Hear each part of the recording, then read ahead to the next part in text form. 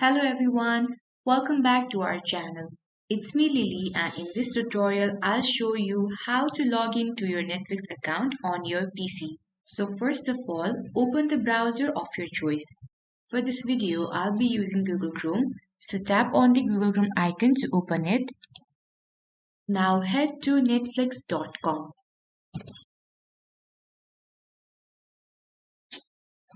In order to log in to your Netflix account, tap on the email address bar and now enter your email address. And then tap on Get Started. Now you'll have to enter your password. Now tap on Sign In. If you are using a shared Netflix account, then you will see this home screen.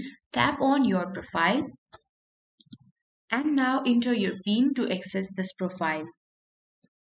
After you have entered your PIN, then you will be taken to the Netflix home page. And this is how you log in to your Netflix account. You can start browsing and watch the series you like. That's it for this tutorial. Thanks for watching and subscribe to our channel for more tutorials like this.